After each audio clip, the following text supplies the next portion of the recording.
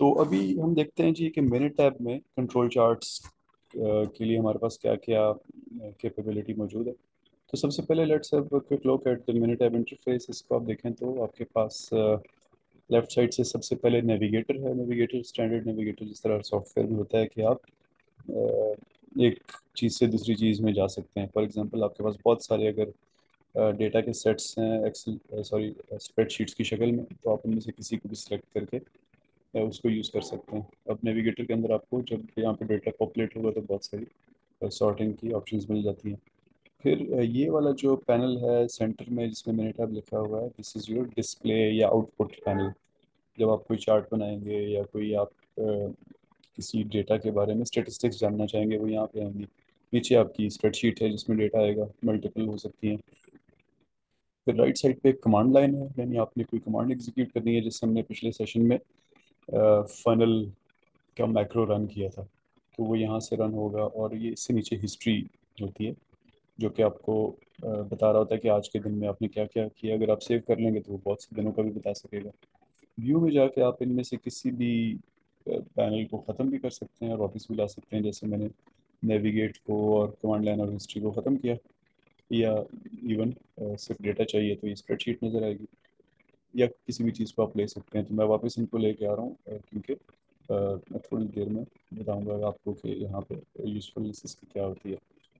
तो यहाँ पे जो आप देखें तो स्टैंडर्ड किसी भी सॉफ्टवेयर की तरह ये फाइल एडिट वगैरह हैं आपके पास। फाइल में स्टैंडर्ड चीज़ें और एक इम्पॉर्टेंट चीज़ ये ऑप्शंस वाला आपके पास लिंक है। इसको आप क्लिक करते हैं तो ये आपके पास एक डायलॉग बॉक्स खुलता है which is literally the brain of minute app. यहाँ से आप इसकी सेटिंग्स सारी चेंज या कंट्रोल कर सकते हैं। जैसे फॉर एग्जांपल जनरल में लिखा हुआ है कि आप आपकी फाइल्स कहाँ लोकेटेड होंगी, मैक्रोज कहाँ लोकेटेड होंगे वगैरह।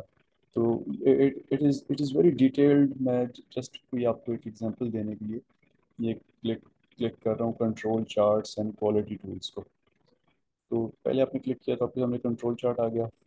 आपने इसके प्लस को क्लिक किया तो एस्टिमेटिंग स्टैंडर्ड डेविएशंस। तो अभी आपसे पूछ रहा है कि आप किस चार्ट्स के बारे में बात कर रहे हैं। हमने कहा था ना कि स्टैंडर्ड डेविएशन बहुत से तरीकों से कैलकुलेट हो सकती है। तो फिर ये आपसे डिफ़ॉल्ट्स पूछ रहा है। फिर टेस्ट्स जो है, कंट्रोल चार्ट की सिर्फ बात हो रही है जो हमने आज बात की थी ट्रेंड्स की वगैरह। तो कौन कौन से ट्रेंड्स देखना चाहते हैं आप। फिर कैपेबिलिटी एनालिसिस, अभी हम वहाँ तक नहीं पहुँचे लेकिन उसकी डिटेल्स यहाँ पे सेट हो रही है। फिर गेज या गाज आर एन आर स्टडी के बारे में आपको यहाँ से वो डिटेल मांग रहा है। और फिर हर चीज़ के अंदर भी बहुत सारी सेटिंग्स की डिटेल्स हैं। तो ऑप्शंस में आप इट्स द ब्रेन जहाँ से आप मिनट आपको कंट्रोल करते हैं कि वो डिफ़ॉल्ट पे किधर रहेगा। एडिट इज़ अगेन स्टैंडर्ड जो हर जगह पे होता है। डेटा में भी यहाँ से अब ये डेटा और कैलकुलेशंस और स्टैट्स और ग्राफ्स ये पावर हाउसेज हैं मिनट ऐप के। तो डेटा में फॉर एग्जांपल आप देखें तो यहाँ पे आप डेटा जनरेट भी कर सकते हैं। यहाँ पे आप डेटा को ट्रांसपोज भी कर सकते हैं, वर्कशीट्स को मर्ज भी कर सकते हैं, स्टैक कर सकते हैं, अनस्टैक कर सकते हैं। यानी कॉलम को रो बनाना, रो को कॉलम बनाना, एक कॉलम के बहुत सारे कॉलम बना देना, बहुत सारे कॉलम्स को एक कॉलम में ले आना। इस तरह आप बहुत कुछ कर सकते हैं। तो लेट्स यहाँ से हम क्या करते हैं कि एक कैल्क में आके मैं रैंडम डेटा कैलकुलेशन में आप देखें तो आपके पास कैलकुलेटर है, इस तरह और भी बहुत सारी चीज़ें हैं। तो मैं नॉर्मल डिस्ट्रीब्यूशन का एक डेटा जनरेट कर रहा हूँ जस्ट टू अंडरस्टैंड कि इसके अंदर हो क्या क्या सकता है।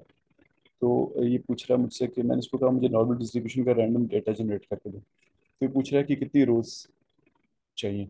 तो मैं इसको कह रहा हूँ कि मुझे एक ही रो चाहिए। कहाँ रखना है पूछ रहा है मुझसे, तो मैं इसको बता रहा हूँ कि कॉलम नंबर 1 में रख दो। जो आप डेटा चाहते हैं उसका मीन क्या हो। तो हमने एक बीच में बात की थी शर्ट साइज़ की। तो मैं उसको बता देता हूँ कि मीन मेरे शर्ट का 16, कॉलर साइज 16 इंच होगा। स्टैंडर्ड डेविएशन कितनी होगी, तो मैं उसको बता देता हूँ कि 0.15 रख लो, ताकि टाइट हो, हमारी वेरिएशंस कम हो। तो ये मुझे एक डेटा जनरेट करके दे देगा। अब चूंकि मैंने इसको सिर्फ एक डेटा सेट करा था, इसने सिर्फ एक जनरेट करके दिया। तो मैं इसी चीज़ में दोबारा जाने के लिए ये एडिट लास्ट डायलॉग में जा रहा हूँ। और यहाँ पे इसको अब मैं कहता हूँ कि मुझे रो एक नहीं बल्कि 1000 चाहिए। तो ये मुझे 1000 रोज़ जनरेट करके दे देगा। अब आप यहाँ पे देखें तो मेरे पास डेटा में रोज़ आ गई हैं और इधर हिस्ट्री में जो जो मैं करता जा रहा हूँ वो लिखा लिखा जा रहा है। अब मैं क्या करता हूँ कि let's move on to our business control charts की तरफ। तो ये स्टैट्स में जब आप आएंगे, स्टैट्स में बहुत कुछ है, जैसे जो लोग मेरे साथ रिसर्च मेथड्स और डिज़ाइन ऑफ एक्सपेरिमेंट्स वगैरह के कोर्स पढ़ते हैं, तो वहाँ पे हम ये basic stats, regression, ANOVA, DOE use करते हैं। और फिर ये आखिर में power and sample size use करते हैं। तो इस कोर्स में, प्रेजेंट कोर्स में, हम कंट्रोल चार्ट्स को इस्तेमाल करेंगे, क्वालिटी टूल्स को इस्तेमाल करेंगे, रिलायबिलिटी, सर्वाइवल को इस्तेमाल करेंगे, और किसी हद तक ये टाइम सीरीज़ को इस्तेमाल करेंगे। तो let's go to control charts, और इसमें हम देखते हैं कि बहुत सारे कंट्रोल चार्ट्स हैं। आज हम इंडिविजुअल कंट्रोल की सिर्फ बात कर रहे हैं, तो वेरिएबल चार्ट्स फॉर इंडिविजुअल्स में चला जाता हूँ, और इसमें एक individual moving range chart select कर लेता हूँ। तो ये मुझे फिर इस मेरे डेटा का चार्ट बना के दे देगा। But before going into the control chart, let's see कि ये डेटा नॉर्मल है भी कि नहीं। तो मैं स्टैट्स में जाके बेसिक स्टैट्स में देखूंगा कि इस डिस्क्रिप्टिव स्टेटिस्टिक्स इस डेटा के कि इसके जनरली ये इस डेटा की क्या कंडीशन है। तो ये मुझे बता देगा कि आपके पास 1,000 वैल्यूज़ थी, फिर मिसिंग कोई भी नहीं है, मीन आपका 16 है, मीन का स्टैंडर्ड एरर दे दिया, स्टैंडर्ड डिवीजन मैंने इसको एक सर्टन बताई थी, इसने एग्जैक्टली बता दी। फिर मिनिमम वैल्यू क्या है, मैक्सिमम वैल्यू क्या है, और मुख्तलिफ क्वार्टाइल्स में क्या है, और मीडियन क्या है। अब मैं चाहता हूँ कि ये मुझे बताए कि ये डेटा नॉर्मल है भी कि नहीं। तो मैं उसी जगह पे जाके स्टैट्स में, बेसिक स्टैट्स में, डिस्क्रिप्टिव समरी में, ग्राफ्स में आ जाऊँगा, और इसको कहूँगा कि मुझे हिस्टोग्राम भी बना के दे, और उसके साथ नॉर्मल कर्व भी बना के दे। तो ये मुझे इस डेटा का हिस्टोग्राम बना दिया इसने, और अगले में इसके ऊपर नॉर्मल कर्व भी सुपर इम्पोज कर दिया। तो मुझे अब आइडिया होना शुरू हो गया कि ये डेटा नॉर्मल है या नहीं है। मैं इसके एग्जैक्ट टेस्ट भी कर सकता हूँ। तो अब यहाँ पे अब आप देखें कि आपके पास नेविगेटर में ऑप्शंस आनी शुरू हो गई हैं। आप स्टैट्स पे जंप कर सकते हैं, डिस्क्रिप्टिव स्टैट्स पे, डायग्राम पे जंप कर सकते हैं। फिर मैं अब यहाँ पे कंट्रोल चार्ट्स में आता हूँ, और इसका कंट्रोल चार्ट बनाने की कोशिश करता हूँ, IMR चार्ट। तो C1 का IMR चार्ट बनाते हैं। अब देखिए यहाँ पे बहुत ज़्यादा ऑप्शंस है ना। तो फिलहाल मैं किसी एग्जैक्ट ऑप्शन में नहीं जा रहा, कि स्केल में आप उसको बता सकते हैं, एक्सेस वगैरह पे और ग्रिड लाइंस में क्या होगा, किस जगह पे क्या लेबल लगाना चाहते हैं आप, वो लेबल्स आ जाएंगे। इसी तरह अगर आप मल्टीपल ग्राफ्स लेना चाहते हैं तो फिर क्या करना चाहेंगे, डेटा की ऑप्शंस हैं बहुत सारी, एंड सो ऑन। तो इसी तरह IMR इस चार्ट की अपनी पर्टिकुलर ऑप्शंस के ये कैसे एस्टिमेट करे स्टैंडर्ड डिविएशन को वगैरह को, बहुत ज़्यादा डिटेल्स हैं इसके अंदर। Let's keep it simple for now, और इसको कहते हैं हमें बना दे चार्ट। तो इसने हमें कंट्रोल चार्ट्स बना दिए, जिसमें इंडिविजुअल वैल्यूज़ हैं एक तरफ, और ऊपर और फिर नीचे मूविंग रेंज के साथ वही वैल्यूज़ हैं। तो हमें पता चल रहा है कि इंडिविजुअल में तो सिर्फ एक वैल्यू आउट ऑफ कंट्रोल है, लेकिन मूविंग रेंज में वैल्यूज़ काफ़ी सारी आउट ऑफ कंट्रोल है। तो ये एक तरीका हो गया। इस तरह आप देख रहे हैं कि चीज़ें पॉपुलेट हो रही हैं। दूसरा तरीका ये है कि आप